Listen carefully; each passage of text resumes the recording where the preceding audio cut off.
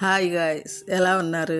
ఈరోజు మీకు గుళ్ళో చేసే చింతపండు పులిహార ఎలా వండుతో ప్రసాదం అలా మీకు ఈజీగా ఎలా వండుకోవాలో చూపిస్తా ఫ్రెండ్స్. చూడండి ఫ్రెండ్స్, ఇలా చింతపండు 2 గ్లాసుల బియ్యానికి 100 గ్రాముల చింతపండు తీసుకొని బాగా అలా చిక్కగా చింతపండు గుజ్జు తీసుకోండి. అలా దాంట్లో ఒక 5-6 పచ్చిమిరకాయలు వేసేసుకోండి. కొద్దిగా పచ్చెనపప్పు వేసేసి కొద్దిగా పసుపు వేసి కొద్దిగా ఉప్పు వేసి స్టవ్ మీద పెడదాం.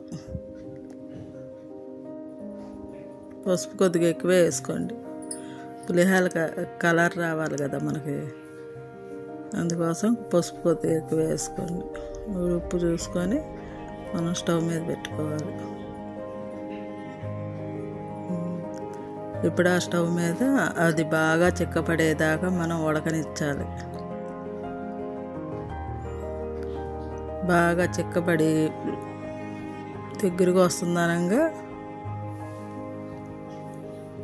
చూపిస్తా ఫ్రెండ్స్. ఈలోపు అది బాగా చిక్కబడినిద్దాం. చూసారా ఫ్రెండ్స్ ఎలా ఉందో?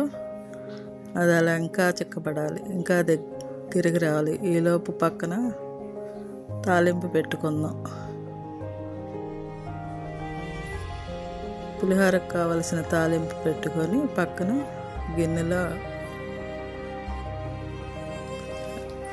కళాయిలో నూనె 2 గిన్నెలు ఎక్కువే పోసుకోండి. దానికి పులిహోరకి ఎక్కువే ఉండాలి, 2 గిన్నెలన్నర పోసుకోండి. దాంట్లోకేమో ఎండుమిరపకాయలు,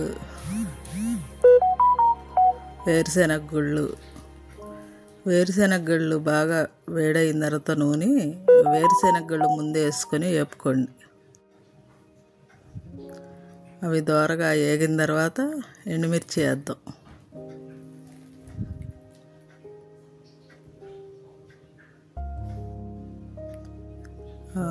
ఎండుమిరకాయలు తీసుకోండి, ఒక గుప్పెడు ఎండుమిరకాయలు తీసుకొని అవి ఇవి 2 దోరగా వేగిన తర్వాత తాలింపులు వేద్దాం. శనగపప్పు, పచ్చెనపప్పు, సాయిపప్పు, ఆవాలు, జీలకర్ర అన్నీ కలిసి తాలింపు వేస్తున్నాను. చూడండి ఫ్రెండ్స్,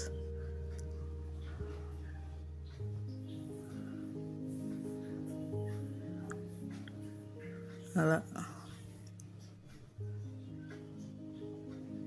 ఆ తాలింపు బాగా వేగనిచ్చి దగ్గరికి వచ్చిన తర్వాత బాగా వేగాలి, బ్రౌన్ కలర్లో రావాలి.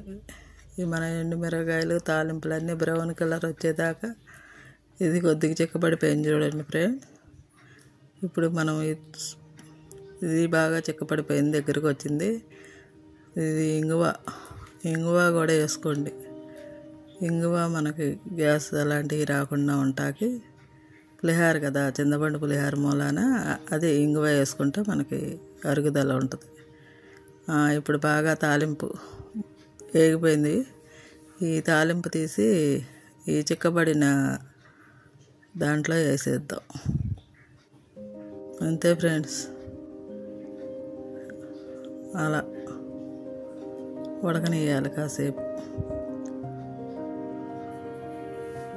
అలా ఉడకనిచ్చిన తర్వాత బాగా పచ్చివాసన అంతా పోయిన తర్వాత మనం అన్నం వేసి కలుపుకుందాం. చూసారా ఫ్రెండ్స్, ఇలా మనం తాలింపు పెట్టుకొని చింతపండు గుజ్జులో ఇలా వేసుకోవటమే మన ప్రసాదం. గుళ్ళో చేసిన ప్రసాదం లాగానే ఉంటుంది. నేను చేసి చూపిస్తాను. ఇప్పుడు ఒక గిన్నెలో బాగా చిక్కపడిపోయింది, ఇలాగ రావాలి. ఇప్పుడు ఒక గిన్నెలోకి ఒక బేషన్లోకి అన్నం తీసుకోండి. అన్నం కొద్దిగా బాగా వేడిగా ఉండకుండా కొద్దిగా లైట్గా చల్లారిన తర్వాత అప్పుడు ఈ గుజ్జు అంతా అట్లా వేద్దాం. వేడి మీద అయితే మనకి అన్నం శుద్ధ అయిపోద్ది. కొద్దిగా లైట్గా చల్లారిన తర్వాత ఇలా కలుపుకోండి. ఆ గుజ్జేసి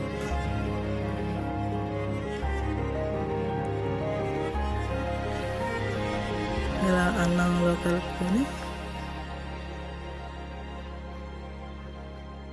మనకి ఎంత గ్రేవీ దానికి అన్నానికి పట్టిద్దో చూసుకొని కలుపుకోండి.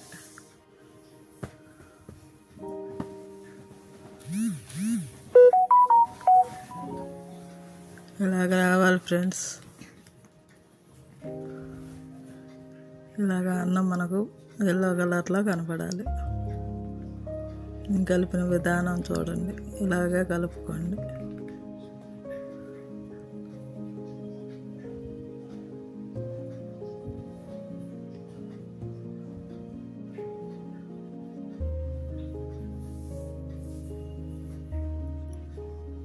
ఇప్పుడు అందులో కూడా కొద్దిగా గుజ్జేసి ఆ అన్నంలో కూడా కలిపేసుకోండి.